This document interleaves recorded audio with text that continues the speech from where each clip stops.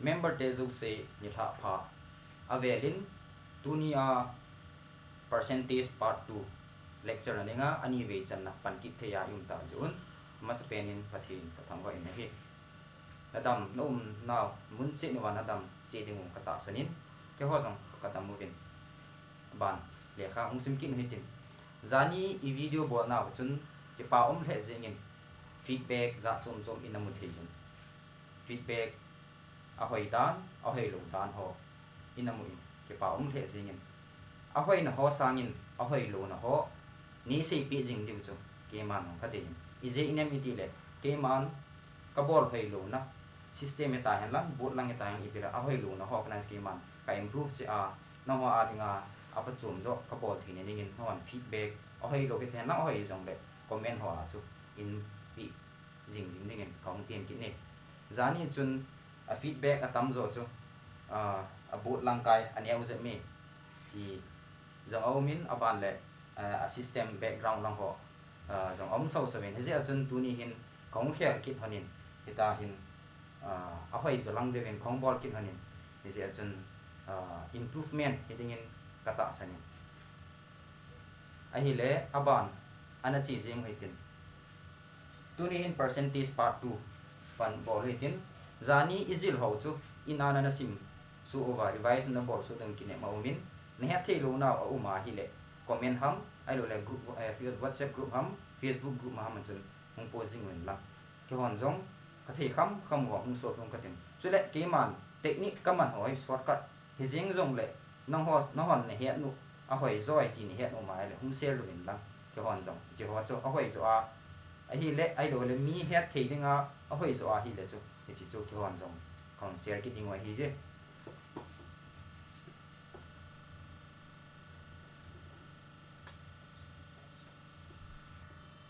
aban in verity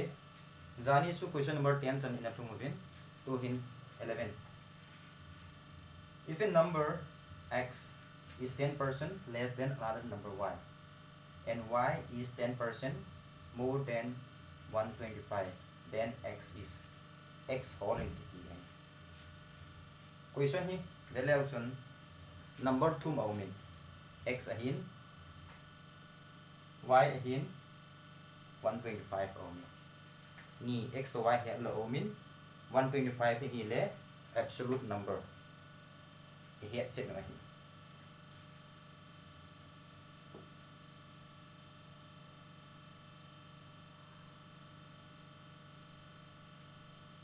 x to y to 125 value chun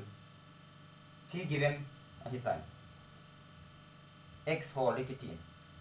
x whole na dinga question in ep se yam y to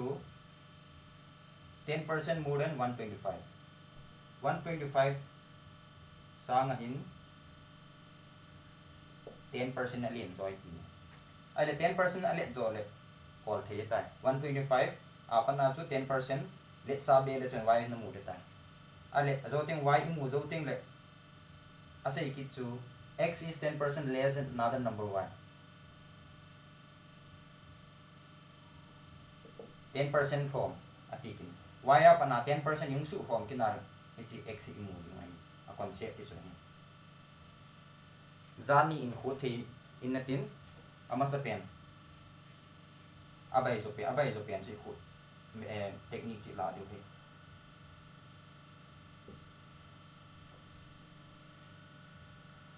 vele chung hi chi hi successive discount and azoting le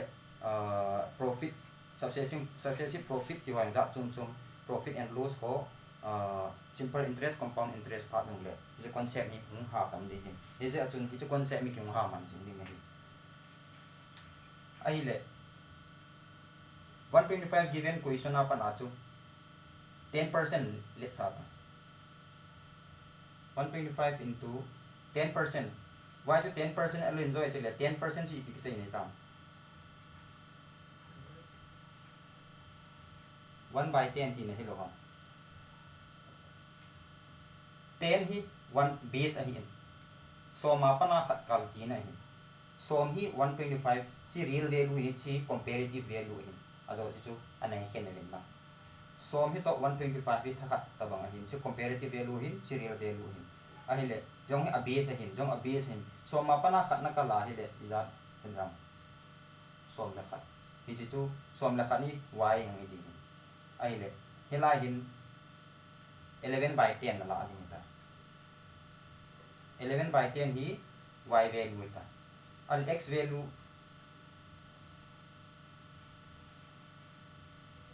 x value na muna dinga chu 10% form y up ana 10% form ati 10% form 10% form na ti a hi le 10% to 1/10 ma ma ti na hin so ma pana khat aki ma hi izat nam 9 hi le x chu ep dam ti le 9/10 ki ni hi chu calculate bol chun x value na mu answer hi tiam value chun chi te ni 5 na kat the ai wanga tas na kat na hi le phat lu je ding hi ji chun 9 hi to direct in 9 if direct in 125 multiply and lang 11 to multiply le chun 0 te ni azu teng le na khut the hi iti board tam 9 to 125 so multiply ta 9 5 45 9 2 18 22 9 9 10 11 1125 hito 1125 into 11 into 11 na boarding nga hele khut ngai lo wa itin na board am 11 into 5 into 11 chu kahe direct nga plus na board ta aje chu multiply board le chun 1 hin chi hi khat be multiply le tai ta ding 1 hin khat be multiply ke le e chu te ni na ji ngai lo wa te ni direct na ji ha yang te na gan na dina 7 1 2 3 7 5 1 2 3 7 5 0 ni noi la nga ji a hi abul la nga pa na hi na sim pan ding 1 2 123.75 chỉ tạm hết thì chú first method hiện tin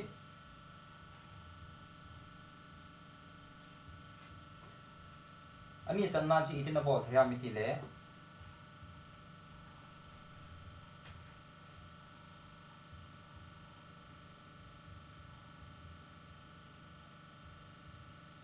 y na hol na dinga hi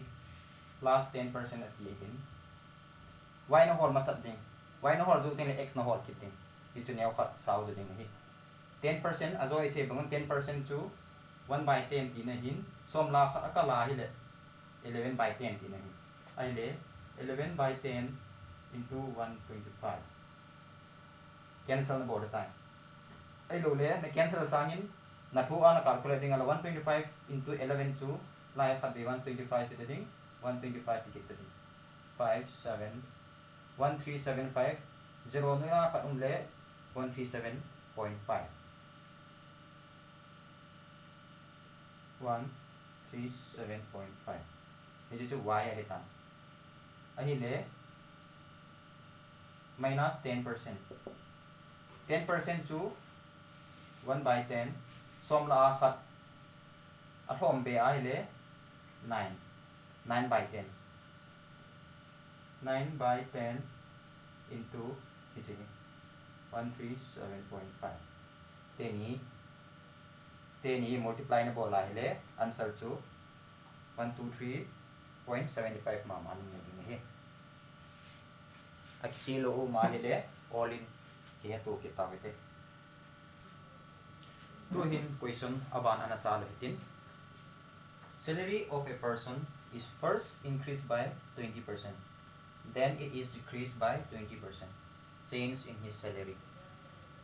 20% na vehicle salary chu abana 20% mama kim. Question chu vela uchun. Tekin nan. Salary of a person. Salary chu sang khat ai tai. Chu 20% in akal join te ken nan sang le zanga apung tai ai le hi cha hiap up ana chun 20% ong su kim kit novin a hi le izat hung dham ti le ingai tuwa hi le sang khat ma hi lo dham khat ve 20% kala khat ve 20% hong kim kit nai le angai ma hi lo dham hi chu ki ngai tu thi ai le zani isei ma bangwin a concept ki bangin ki bang lo ding a hi tuin azo sang khat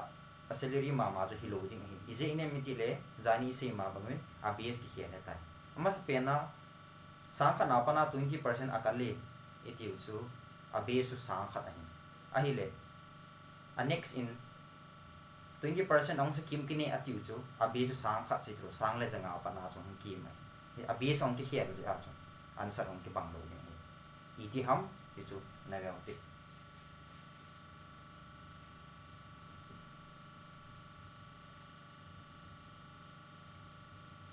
suppose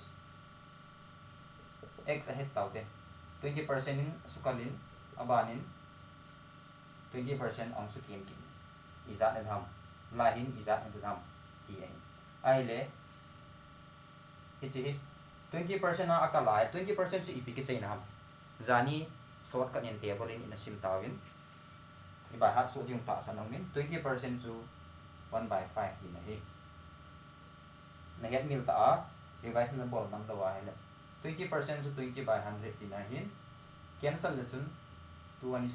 25 1/5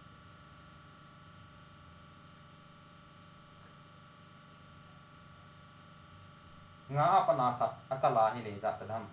gu hiding ta ratio number ngen comparative number ngen a hi je chun 6/5 la ni 6 le na la lo ding hi 6/5 tan tin aban le lai hin 20% hong kim 20% 1/5 ma hin nga la khat aki mai le za nam bi hiding ta li hi le 4/5 ti na hi ji chu multiply bolation answer na sul ta 64 24 55 25 izat ki ma khat kim na khat kim khat aki ma hi le izat la aki mam 25 la khat kim ai le percentage it na hol ham 25 la khat aki ma hi le izat data 25 4 is 100 4 answer ai le le chun di na negative mark na mudin hi SSC exam yan lang 4 chi natik nga le SSC theatric chu ipiham de level chun 4% increase 4% decrease ama ho trick hi candidate ho wrong answer ama na ding wa ama hon a trick chu ham chi hi he ji chun phate na vet anga yin chi hi 4% increase and decrease am ki chun he anga yin he lai hin azo chi sei tan a kemi iti hin ai le 4 chu 4% to decrease the tin ai hin ji chen na ma kha loading na vet ai de in na ke vet chi na anga yin chi pa 4% decrease pa na vet anga yin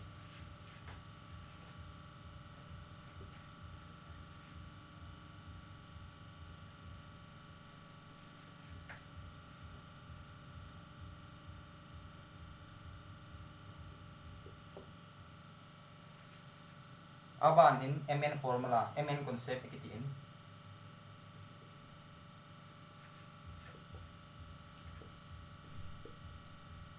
is concept di azoting le is topic le helovin profit and loss and azong ing manding wahin discount concept ma ing manding wahin simple interest compound interest partner ing manding wahin ji achun chin he no wa hi le azoting le ong phachu ma de ani ni ipidinga kong bol hamiti le hichi a question ken khen khat hichi concept ma bowling omin hichi concept ma bowling omin te kenan 20% bang chu fraction mixed fraction in ta hen lang hele hichi concept in abai ju ki ni ti ju jon ani ni aman na ding ja chung hum je jon ani ni bol ni mn concept chi hin mn chu I madang he point ti ni ki hello ani the concept dung zoya m to 20 hitting m to 20 hitting line assign jong la ngai ai le the concept dung zoya chun m to increase hi je chun plus hitting hin n hi decrease hi je chun minus hi ta minus 20 like mn multiply na bo ding assign ko ma multiply na bo ding khat positive hi khat negative hi ding le minus into plus to minus hi ta ding ding le 20 into 20 lai iti minus hung ham iti nga plus ilo ham plus a hi in la lai khat 20 plus 20 khat minus 20 nei se chun plus into minus su minus hung su ta ai le khat plus khat minus a hi le ten hi 0 iti ding lai 0 khat cancel 0 khat cancel anui la khat cham ta lo 2 is 4 minus 4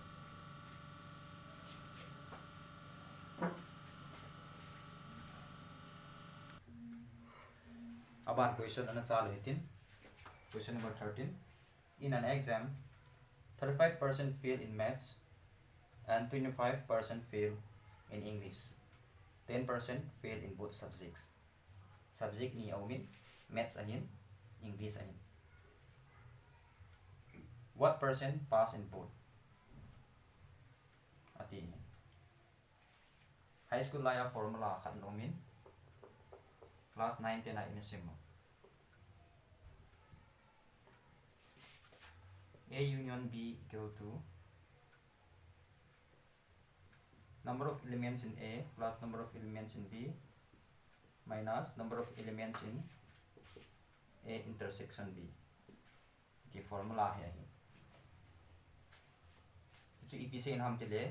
A union B A to B are total chu ja ham tile A plus achom langa se ngan A plus B minus A B ti da khat ani ai le chu formula iti hum ki derive ham iti ki nai da concept chu te kin nan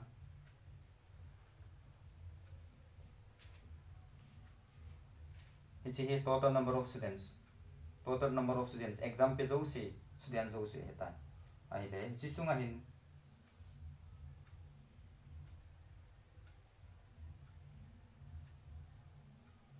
maths are fail ho chi zan ham 35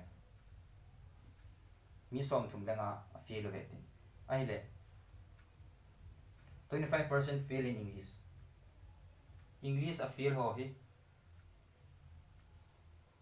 mi som ni lenga he kit ne ai lai say kit chu 10% fail in both subjects ani ni a fail maths ayong fail English ayong fail chu lai intersection point chi hi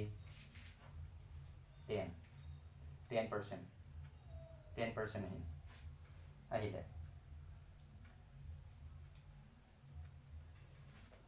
100% la 35% maths ayong fail ta maths a fail iti chu English a fail jang na lai common na lai ani le hilai chun total who fail abona mi izat mong fail am iti a hele maths a fail chu 35 eta chi ta ne 35 eta ai le English a fail chu 25 eta ai le value chun te ni nagop na a hin ipina bol ta mi ti le la common point 10% maths to English a ani ni a fail ho hi ni ve na sim ta 35 lai khat ve na sim ta in amoi zaw tan 25 nong sim kin 25 nong sim kin nai le amoi ngai khat ve zaw ki nai ati jan khat ve chun na la do ngai a common ho hisu chi ko chi formula hi khat ni ji chun chi he angai po in a formula chi ga ji a hi bo in is diagram hin ni het jin the a hi le na go ma hi le 35 plus 25 so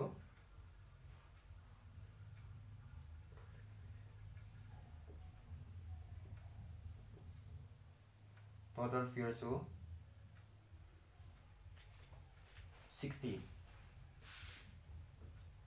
60 minus 10 50 ni som ngai total of fear in ai la a question an ato to what percent pass in both percent mi izat pass amiti le mi som nga afila hi le zakhat la a som nga minus bo le chun som nga ma mai hi chi circle en ohup lo si se a pass a hi zin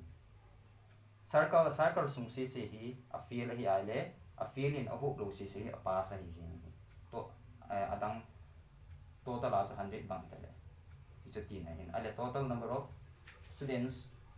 what percentage pass in both hi ale 50 lin ta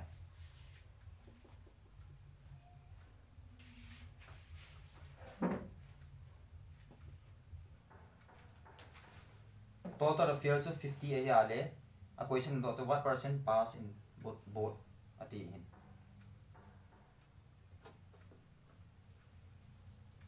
pass holding a hi le total chi jan ham zakhat hin zakhat la a zakhat la circle se si na la do de tin hin circle se si total ipiam som nga eta na la do ai le som nga mama ai ai le percent na holding ai le zakhat la a som nga ju 50% ni lo do na total chu zakhat la som nga chu si sa chi circle se si som nga hi le apa am hoi ang som nga hi tin ai ni chu je het na ai apai mo pena circle sunga total hi za nam na hol do ding itin na hol dam iti le maths pa hi mi som thum lenga hi a english pa 25 hi a tin ina go ma hi le mi som gu mita a hin la mi som gu la a hi common candidates ho hi ni ve na sim ta ni la ya na sim tha lai kha ve na simin la na sim tha la kha ve na sim ki ni ye chon khat ve la do le chon ang ke to ding ta kha ve na la do ai le som a ta circle ho zo se ya bon in som nga hi tan a hi le som nga circle si sin na la do ai le circle a zaw lo si su 100 minus 50 to 50 aban question le ve kin hitin question number 14 each side of a rectangular field is diminished by 40%. By how much percent is the area diminished? Rectangle ahin lang length lang breadth ahin each side zo se tin ahin 40% j in asukim lang length jong hi 40% in asuthomin breadth jong hi 40% in asuthomin ai le athom asu thoma hele hniaw di tin ahin area hi izana thom jugem zani ikhut ma bangwin amas benin area formula here angai area to area of a rectangle is length into breadth value just multiply ki ball multiply on ki ball a hele mn formula na man thading aban le successive discounts successive profit the concept as a y ball concept ki man thading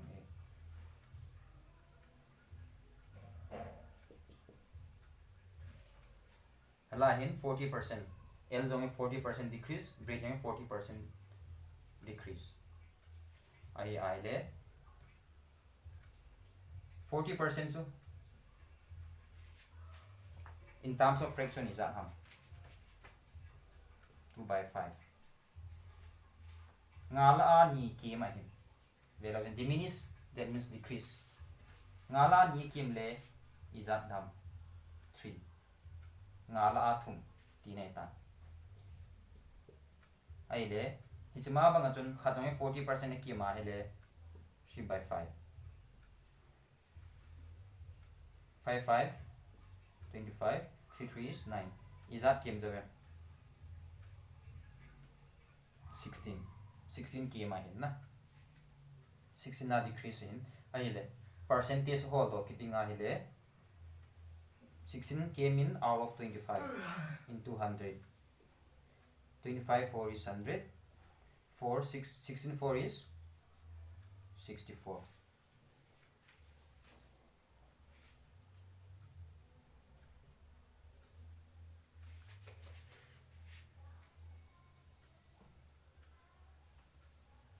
ani sanan chun mn formula itiwin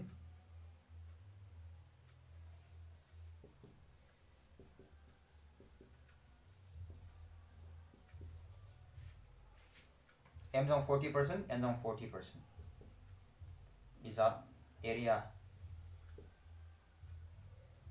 percentage area change is that tham tile khad be 40% kim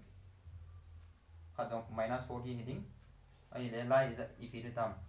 lai minus minus multiply na bo lai le plus it ding he 40 into 40 divided by 100 minus 40 minus 42 minus 80 nagop ma hele 80 ding assign ki ba ajai nagop ding ai le ani minus hi ja minus la le te ni hi 0 0 0 0 kat le chun 4 4 16 80 minus 16 minus 64% minus in pivot sa mtile diminish area chu aniaw chu mi kim chu mi tinai langa hi assign khel khel ngai pa ye chu percentage concept apa nai la hin minus la lo le ho lo hi question number na check in hitin question hi interesting ta tulai thilman kal ta ki thana chini man kalong ta san de min ande din in langin alu man atang no kal le interesting de ta san a question na se hi biham ka be ne se moite the price of sugar rises by 25%. If a family wants to keep their expenses on sugar the same as earlier, it will have to decrease its consumption of sugar by. A question hi solution khut masang hin a question he chil de angai UPSC nam EP adok no mam hi he angai a question na se hi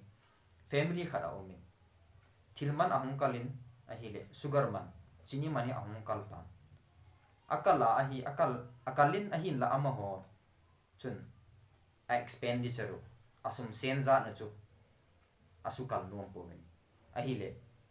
ani za na chu alhom ni duty na hin alhom ne izat hom ne ohen lang hile asum senza na chu angai ngai hinam chin sum lo hela tekin nan thamasa chu sum kalmasa nga chun thakhanin som li man na chu jibin aki kho phau ahile ahung kal man ahung kal tan som gu bang thung tan ahile som gu chu pi lu na dinga he som li ma sen gu nu wa hele percentage is a consumption a hom ni edu ham ti pas hold percentage is a hom ni edam ti chu hol in ati ne ahile value chun hela hi aman hi chini man hi 25% akal ama hon ani ezan ani ehu from ni edu tin from ni edu while izana kim dam ti aile option ni value chun khani 25% hin 80 20 75 khatlanga aman chu 25% na nakala aman 25% ma consumption asu from diu chu ahi lo di chu isei ta ben azo ga chun question masala nga chun khat chu 25% na kala hele khat chu 25% hong ki ma hele I thei don ti chu he ta na hele ti ho la ai khat pen pen hi ti me ai le his question I khut na ding ma hin I he thim diu khat chu formula khat on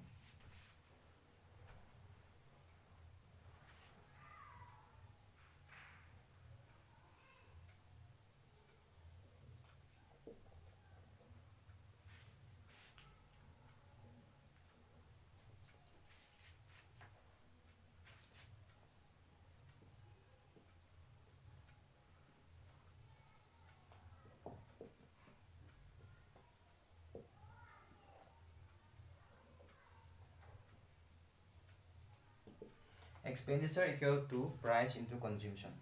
expenditure hi thakana na sen za ai in price ati ting le price per unit kilo khana chi za manam unit khana chi za manam tin consumption hi suppose kg sugar bang chu kg a ki cho hin na se bang kg za nam tin ne ni che formula hi iti hung ti dai pham ti le te kin nam dukanin na tu tai chini na zo tai kg mi khan ke sugar chini choi nong ni ai le ama chun kg nga ipin kg khana iza za ham tilen kg khana somli li a hi in kg nga ipin ati ai le sumi za na la dam chen hen ngai kg khana somli hi a kg nga na pi ai le sumi za na la dam kg khana chu somli 440 into 5 zani sum zani na la ta chi concept chu hin chi chu hin expenditure ai lo ai le amount chu ta te price per unit khana kg khana chu ja manam 40 rupees consumption iza nong thu mem 5 kg chi formula example chima bang chun lai hen hi amo hen zero hi sa nu mo ni atila asian zat ngai cho sian nu mo wa hi lai ai zero hi ding hin hila hi hung ki khia din tin hila 25% a price 25% a kal din hele hi si izana kim dam a consumption izana kim dam ti za to ado ani le amount hi changes in amount percentage in amount zero hi tading like the question is the same as earlier ati pen hi la ya expenditure ati la expendable to tu tha a expendable ki ba sa good jo wa chun percentage into zero hin ai le price per unit 25% ka 25% chi pi ham 1/4 hin 1/4 hin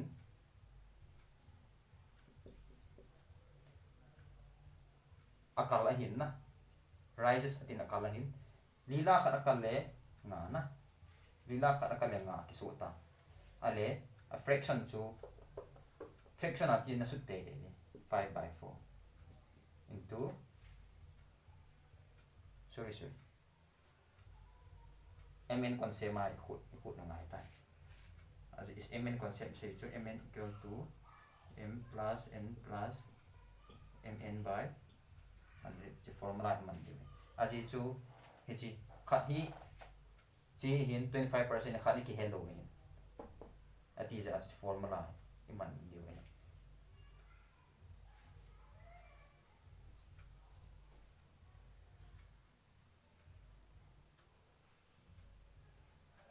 chi hi akal hi zi achun positive feeding hin khat hi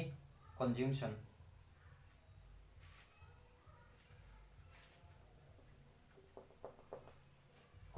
pa hi hin kim ding hin a hin la minus na la yong na ke bangin tin plus na la yong la answer ke bang to ni ani ni vet ding hi plus la phat na hi te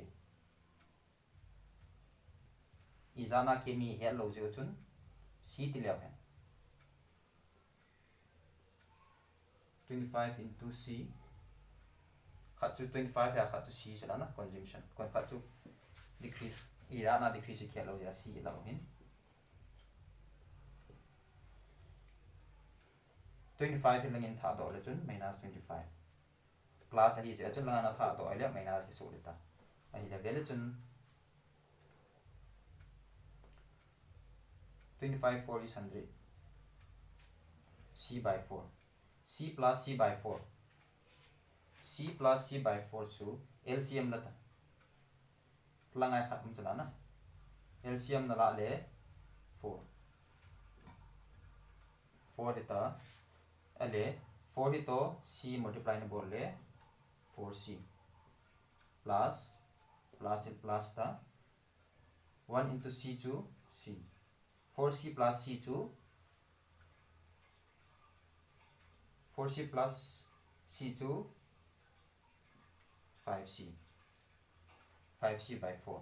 ai le lai C hi na hol num hi zia chu adang C hi langai tha do ngai le chun langai 5 langa hi minus 25 5 to 25 ni cancel thin ta is in mi le 5 hi langai tha do le chun ai ka a hi multiply hi zia hi langa hi anwi langa 5 ta din tini na cancel thu ni is a chun bui le sang chun directly equal to in a ken pole directly na cancel inte hem ti langai 25 plus cm ipiam le wang chu na cancel thei lo ding direct na cancel ai le 5 1 is 5 5 5 is 25 ai le ipium tam 5 to 5 numerator 4 hi denominator long tha do are le numerator a chi ta ding langai 4 ta ding 4 into 5 hi ta ding 4 into 5 so 20 minus equal to langai hi ipm c bo ta 4 chu langai tha do ta consumption chu 20 minus 20 minus hi ep avet sa mtile decrease ti ne consumption chu 20% in decrease ti ne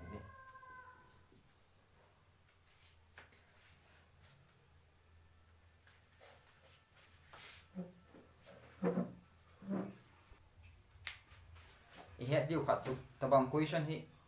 SCC te hin a ha do mun ke jin hi tabang question le le hi copy piece nong a ha do chi jing hi yong previous question a pana kala do hin 25% yong hi common a do jing a hi je chun he di khat chu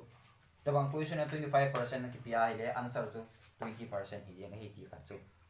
na he na hi le exam phat le pen and paper a khol lo hi la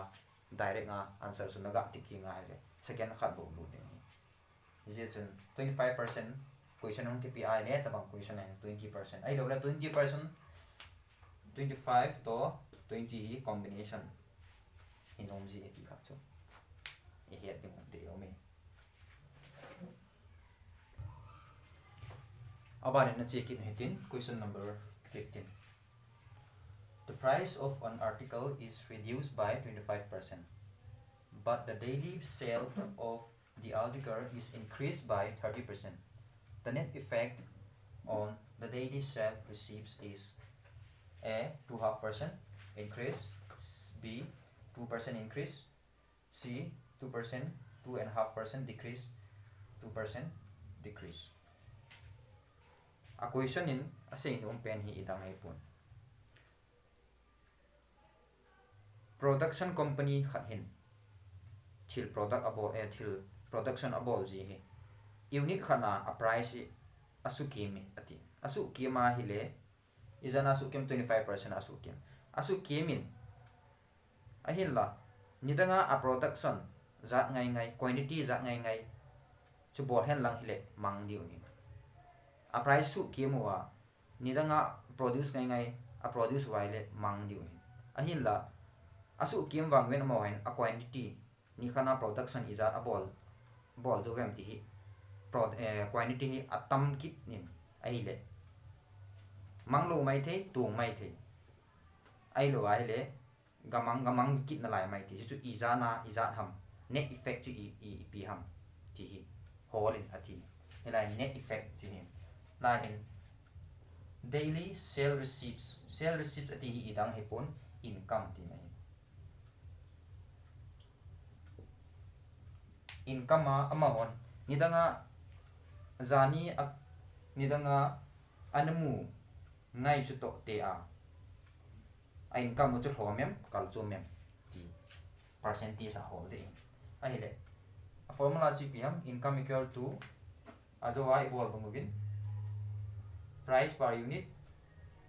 into ajowa chun consumption etivin to hin yon consumption kiti loading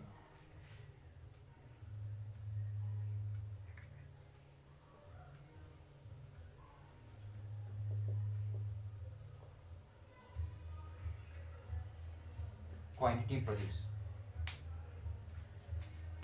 ni khana chun 200 quantity bang sim tao hen lang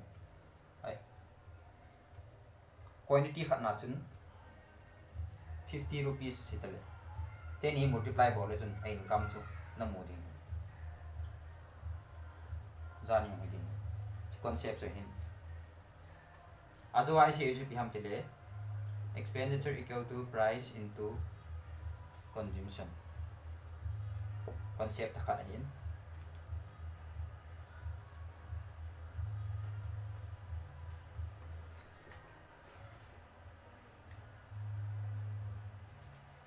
hala hin percentage concept mang masalaw hen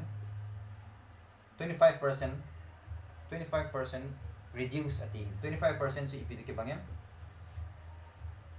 1/4 1/4 lila khat aki ma hele izata 3 data 3/4 into quantity produced.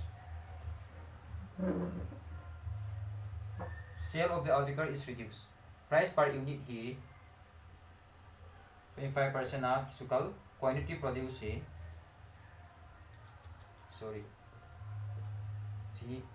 from quantity 30% na kal. Ai jan net effect langa net effect hi ho de 30% si ipide ke bangem 3/10 som la thum akala hi le izat dam som le thum out of 10 10 in multiplier le net effect na mo time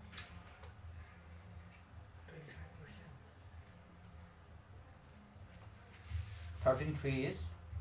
39 40 izat ke mem izat change mem chi a base ahin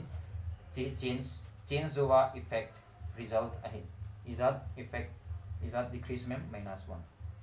so percentage change so net effect so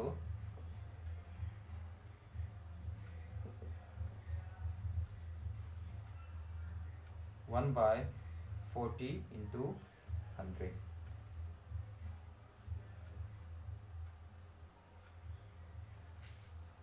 1/40 to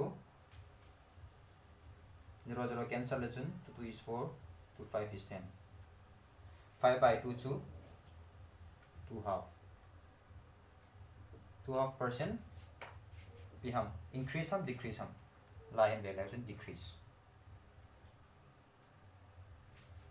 zia chun line value chun chi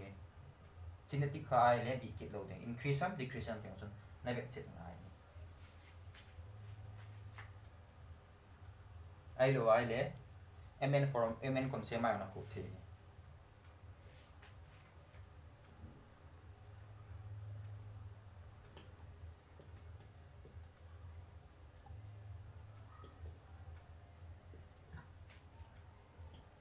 mn concept ma put gole chun m chu reduce at le -25 n chu 30 plus 30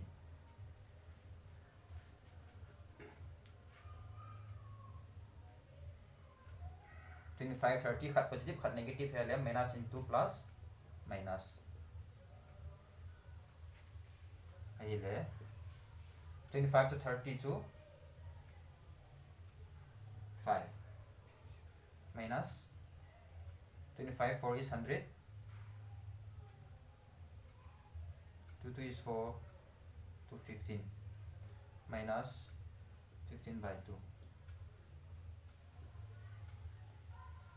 15 halves to 7.5 minus bolachun minus 2.5 so idang hipon minus 1/2 minus in ipivet sam tile decrease tina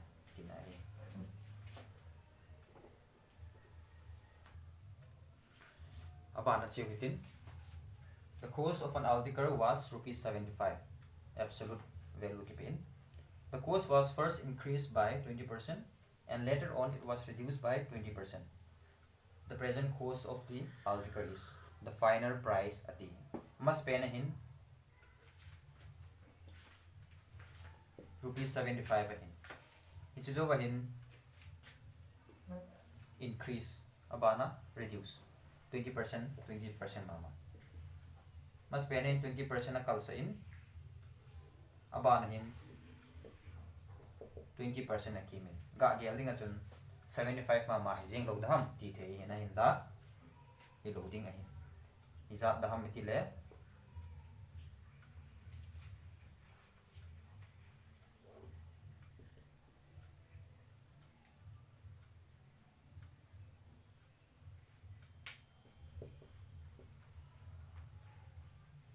75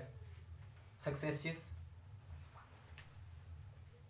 profit successive discount iti wa zo tabang concept ma cho hin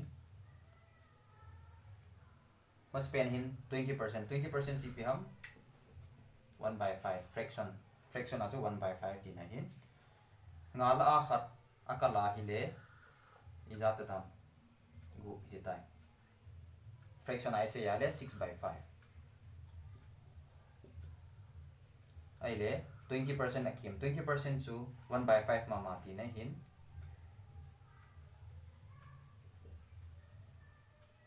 ngala khat akima hile reduce ti na hin hija chun reduce hin hija chun ngala khat akima hile 4 su de tai hi chu 4/5 ti di hi chu multiply na bola answer na so de tai la hin 5 1 is 5 5 1 is 5 5 5 25 5 3 is 15 denominator 1 is okay ta ahile 3 4 is 12 12 6 is 72 12 6 is 72 multiply version 72 like multiply ga bol dan chu 6 2 is 12 6 1 is 6 72 na ti ai da chu na gan lo ding ye chun 12 su 10 plus 2 ti in lang aban da 6 to multiply bol chun 6 10 is 60 tin lang 6 2 is 12 tin lang 10 in lum thima calculate le chun 6 to khat ko hom la chun 72 ti direct na gan the ding ye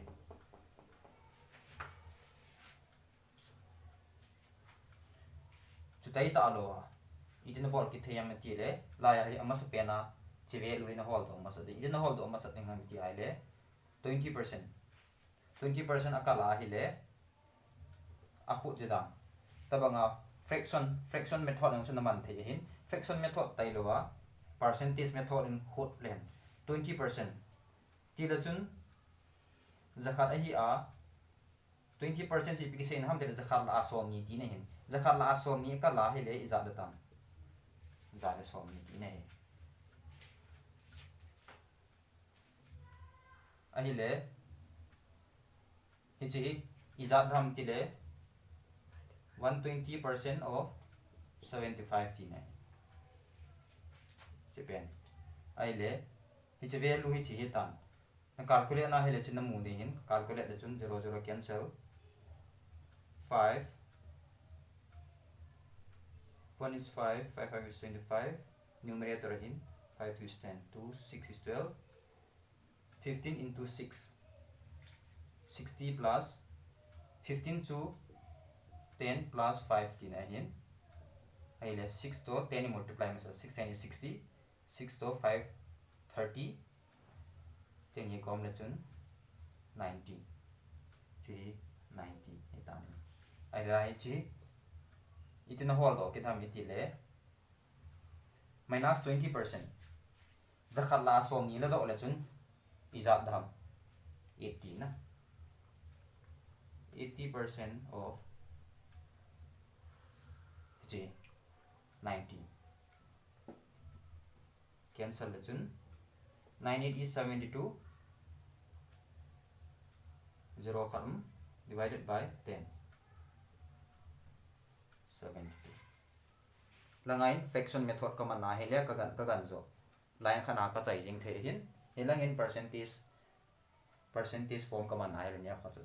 nga sang deu hi chun hi chi short kan ana man the zo hi chi method the mai le chun na gan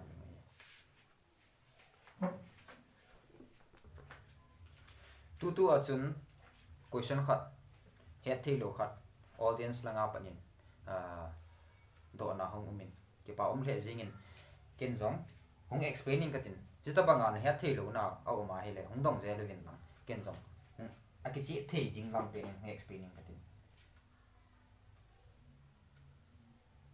20% and increase over 90 tan ai le 20% and decrease kin na 72 iti wa 72 iti wa ai le question on ki dong chi pi ham te le la 75 ai ya 20% akal jawa hi 75 to directly 20 hi to ipidinga ki gom lo ham ti ya hi 75 plus 20 ipidinga ki bol lo ham ti ya hi ai le concept he diu kha chu abula yong sei tawin rupees 75 ki ti hi absolute value 75 a hi ti da 75 hi yang ki hian le le thilo chi hi percentage form ai percentage form ai lo wa hi le ratio form ai lo wa hi le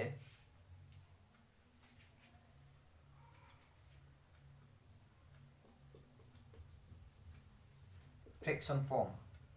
ta hong ki pin number ho hi absolute hello ki hian le le the ti nai te hin nan compare ki bona comparative value ti chu ai ta moi absolute na hi pun te hin nan abula isi ma bangwin so ma khat ti chu 1:10:1 sang som na lo na a chu so ma khat izan la pi tham ti ai le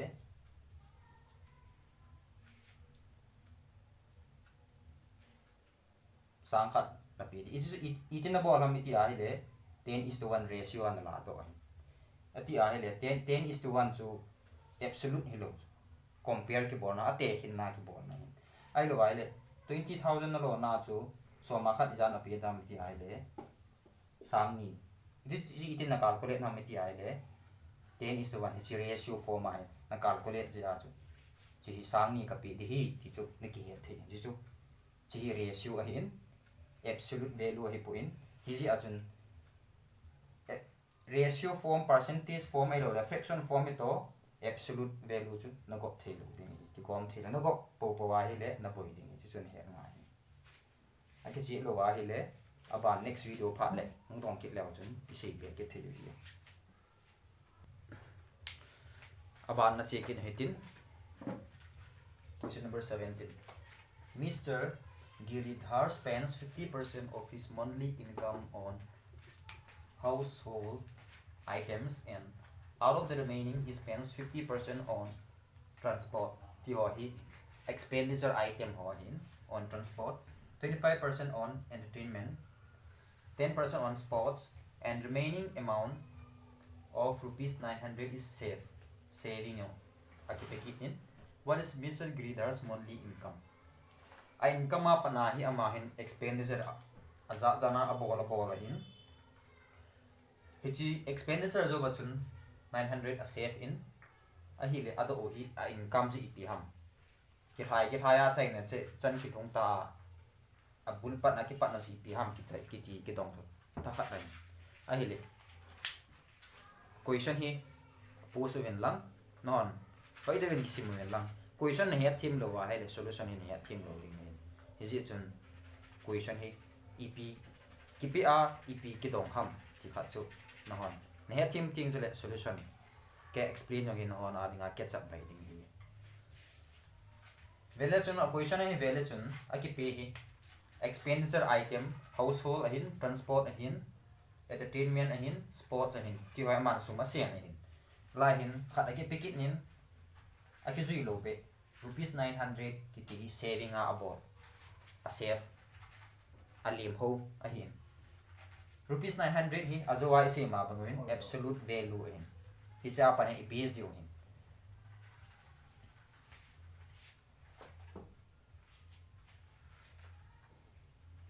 a income ati la bula a income hi chi 100% ahin na expenditure ahong bol in ama spend ahin household item ahin 50%. That means allocate household item ma aza aita ai izat lim ho dam 50% ma lo to na akia khat sem le akia khat lim ho dus na akia khat lim ho akia khat la pa na hi ama hin out of the remaining remaining za la hi he spends 50% on transport alim ho za la 50% hi transport na amang kinin 10% on sports in 10% sports in mangin remaining amount of rupees 900 is saved remaining hichi zako ane ti hin ahile ado chu income ado hin income ado a last stage ki pi given a omin chi ki tong hin chi khut ile khut duty na hin ai le hichi izan ham hichi izan ham iti ai le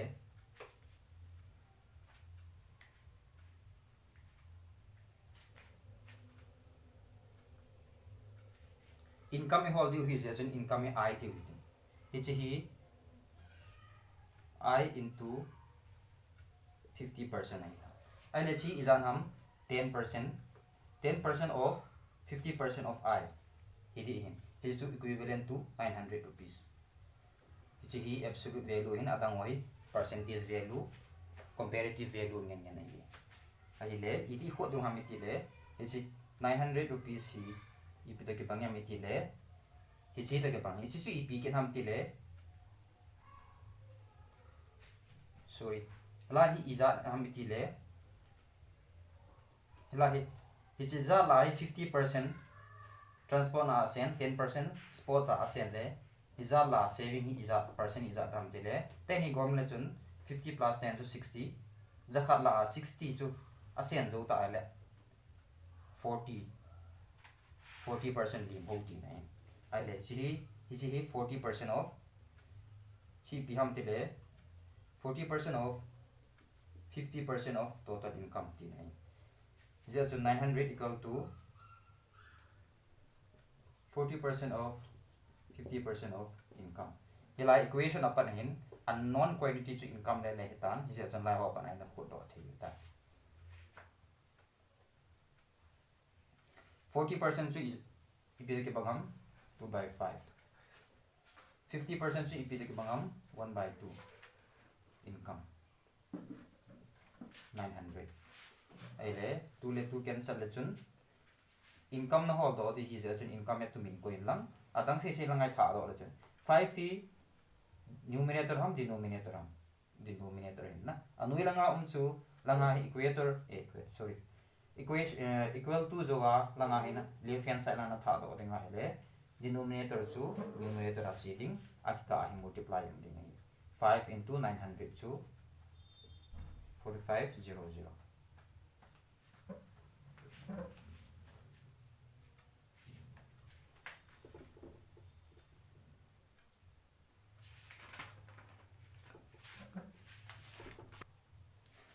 ine thi mun lam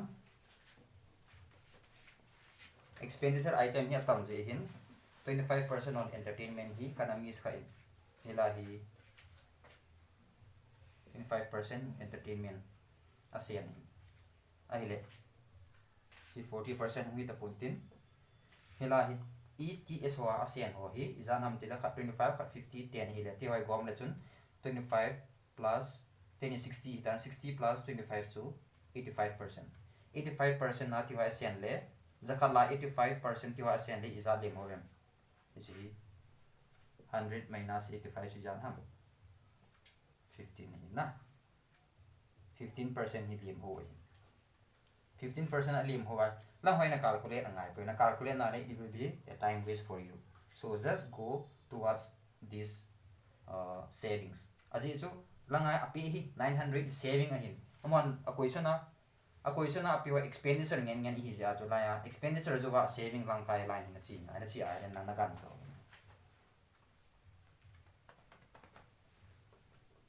isn't he saving is at home today 15% of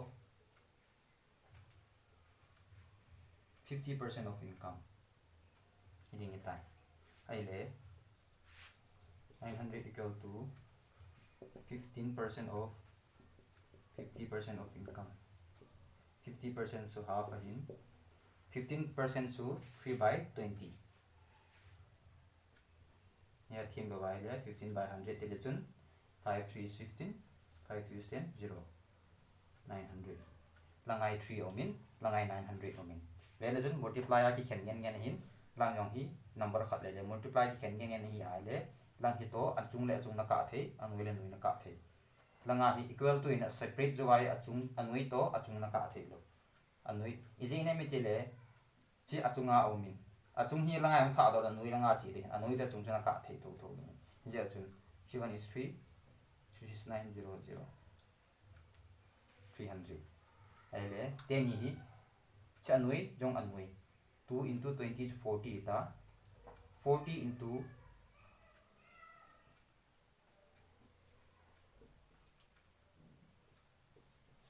40 lang ang tha do da chun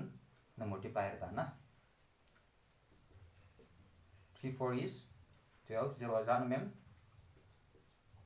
thum na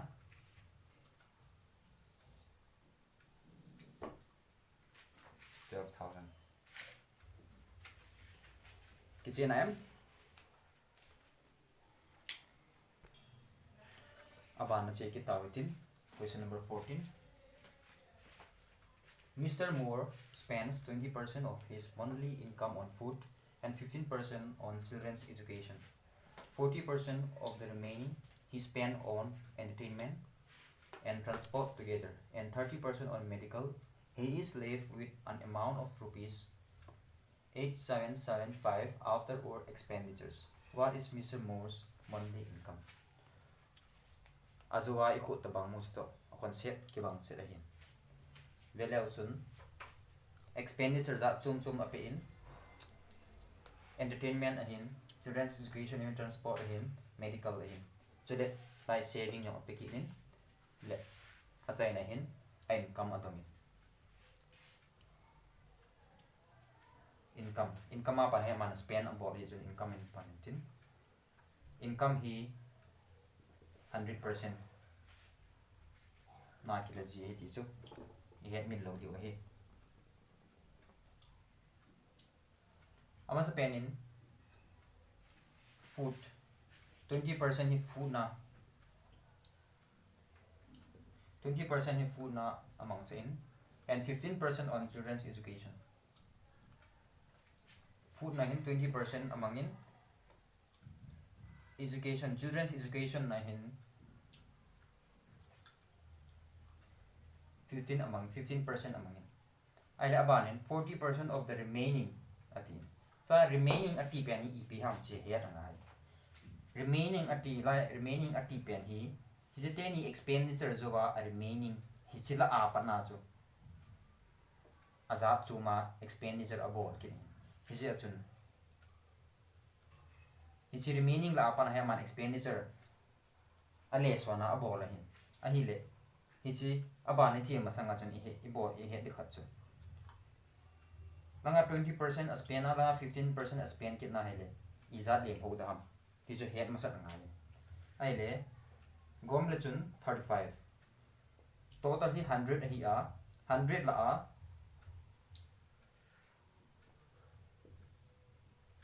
100 la 35 na la do le 65% hi 65% of income ahile la say kitchu remaining hi chi tan 40% of the remaining which for langa zana panai 40% he spent on entertainment and transport together. Entertainment to transport na asen and 30% on medical. 30% in medical in asen kini he is left with an amount of 8775. His ni asen kit zo bahin ni akat alem ho kit in alem ho kit chu equivalent to rupees 8775. It's absolute value ahin, absolute value given ahin is langa iwan equal to ho hi percentage value ayole comparative value. You cannot add them. This is head na hin ahile ikut ding hi sa apa na hi yung get to kit ba hi lang hi isu ding hi chi hi izat ham 40 to 30 gom le chun 70 ai alem ho di chu izan ham zakhat la 70 chu expand na hi le izat lem ho dam 30% zakhat la 70 expand na hi le 30 lem ho dam na ai le chi hi izat le tam 30% of 65% of income. Hisu chi to hichi equivalent này cho là ai put cái điều này.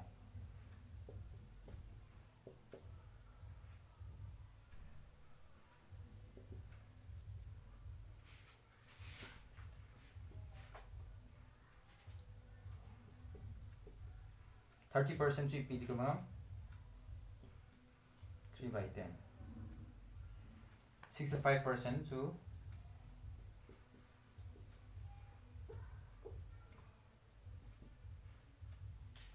ai le chi hi koi pat 5 1 is 5 5 3 is 15 now 5 in cut 10 5 1 is 5 5 7 35 5 5 is 25 5 5 is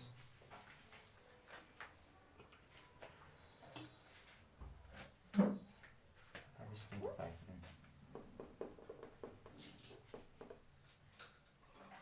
ai le 3 are divisible chứ na it ne Vietnam it le gom le chun gom in lang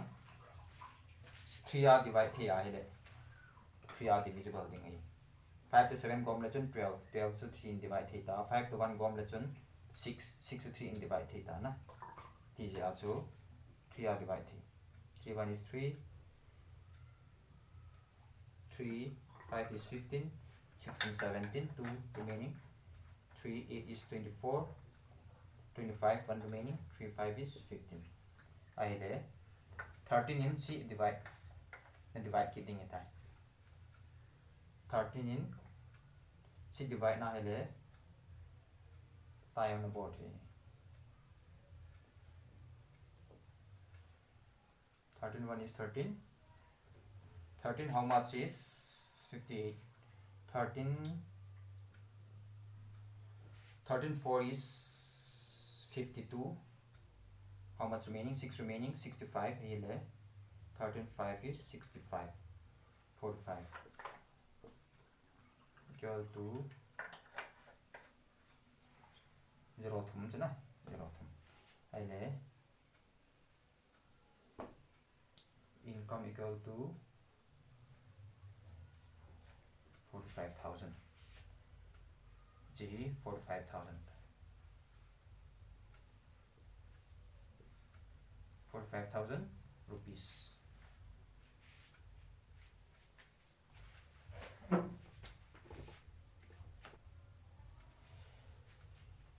aí le oh sorry 45,000 is the right answer. To hin question number 20 dunia dinga question a chaina question som dunia question som mongol tin jani yong som important dunia question som mongol tin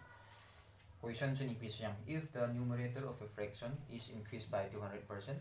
and the denominator is increased by 350%, the resultant fraction is 5/12. What was the original fraction? A question he UPSC EP horen at ti ahile number a number fraction in omin na fraction so fraction iti phala numerator omin denominator omin ahile amohin numerator he 200% in I increase in about that denominator he 350% in I increase in EP number imu m which is number akipatami 5/12 ale real value hidham I lo EP hidham absolute value hidham comparative value hidham I lo le absolute value hidham chi absolute value 5/12 hop som ni la hop nga ti ni 5/12 ale amount adok kin so what was the original fraction chi EP ham ti ki dong ni ai le hi che kho do na dinga hi equation la sim ki ngai tan chi original fraction hi x in law ite 200% zakhat la a 200% ipi ki sei na ha masa pen in sei ite 200% in ting zakhat la a zani ti ne zakhat la a zani chu zakhat la a zani na kal sa a hi le izat hin dam zatum zakhat chu a base chu zakhat chu a base ya zakhat la a zani na kal sa 200% increase ti na chu ipi ki sei na zakhat la a zani kal ti ne te hin nam 20% increase ti le men ipi ki sei na zakhat la a som ni kal ti ne zakhat la a som ni kala hele izat su ding dari som ni su a result chuma bang chun ma bang zakhat la a 200 ka da thum su ding khuti hi le a result chu ipi ti 300 denominator langka hi value chun 350% kals zakhat la a 350 akal le izat su ding 450 izat ni chu half 5/2 teni chi equation is what out in chi teni kat the kat nen lang teni kat the kat le chun x ni do ta x le hila in unknown quantity hi ji chun na unknown variable hi ji 0 0 cancel le chun 5 of is 30 5 6 is 30 na ai le ipin cancel them 3 na 3 4 is 12 3 1 is 3 3 5 is 15 ai le x ipita hila in interchange na board ta 6 x ya changan sa buting adang se hilangan tha 6/15 hilangan tha 6/15 hilangan tha do le 15 chung langa cheding chi 1 ta na 15 chung langa cheding 6 in langa cheding langa chin tin 4 to multiply ta 6 4 is 24 cancel tin layam 3 5 is 15 3 8 is 24 5/8 5/8 dot me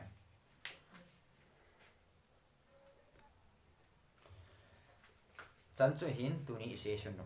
he thei lo now I bui now o ma hi le comment ai lo le group min hung share na tin lung set te in na bol du khat chu hi chi session ke bor ho hi na mo vet tho wa ji no ha no notes ki sim le la na mo vet tho wa hi le chu kan lo ding hi je chun pung ma khai sung cha hi jing jong le ina ruma to lang hu nu men lang ga we men lang revise bol le chun na he thei ni min ba hat thei ni ki ba hat nu men lang khuti lo wa hi le hi chi session ki bol meaningless hung meeting hi je chun na hon zo na notes ho ki sim men lang na he thei lo now o ma hi le ape ni na he thei lo now pe na chun message anh hung bol the hin group mai chu inbox sang bol chun ki man akin thei long penin ki man hung contact gum katin nong call no ma hi le ka phone number hi le 704 216 2312 704 216 2312 chi hi ka phone number hin 24/7 ka input phat tai lo available ani is it chun pang khom hitin hello hon jong he thea ai lo le nang na het chu a hoi zoi na ti a kia hi ka hil dan a ki chi poi hi chalang kai sei le chun na tiu na bang umai nei sei te in tin aban chu kit le a method hoi zon het umai le ki share to te ti chu ga tim bon kit na hin stay home stay safe chu kit le na le kha ka sin ti chu ka sin me mam pha